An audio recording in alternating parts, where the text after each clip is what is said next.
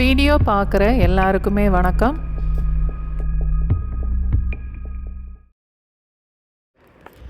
வெள்ளை பூசணிக்காவும் கடலை பருப்பும் வச்சு ஒரு கூட்டு செய்து பார்க்கலாம். இன்றைக்கி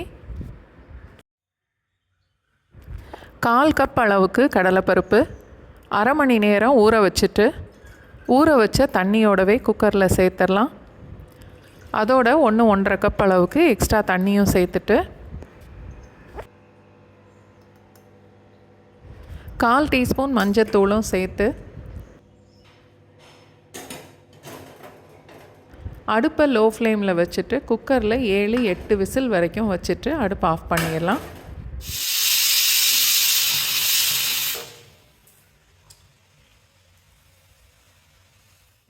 கடலைப்பருப்பு இந்த அளவுக்கு நல்ல குழைய வேகணும். அதை கொஞ்சம் அந்த கரண்டியில் மசிச்சு விட்டுறலாம். 1.25 1/2 கப் அளவுக்கு பூசணிக்காய் சேர்க்கலாம்.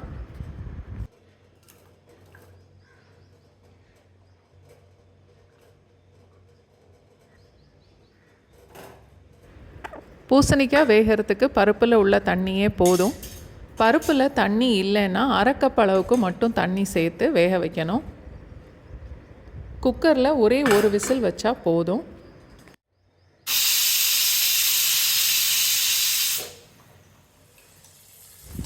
தாளிக்கிறதுக்கு 2 டீஸ்பூன் அளவுக்கு எண்ணெய் ஊற்றிட்டு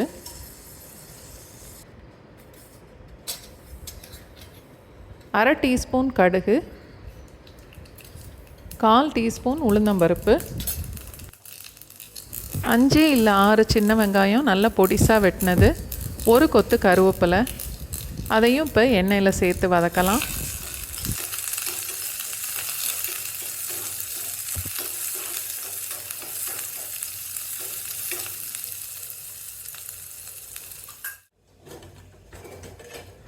பூசணிக்காய் பருப்போடு சேர்ந்து நல்லா வெந்திருக்கும்.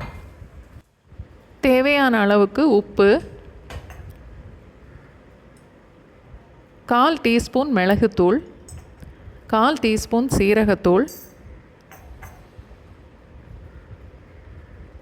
2 டேபிள் ஸ்பூன் தேங்காய், அதோடு நம்ம தாளித்ததையும் சேர்த்துட்டு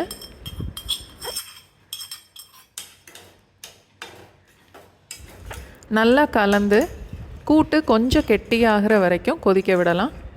அடுப்பு லோ ஃப்ளேம்லேயே இருக்கட்டும்.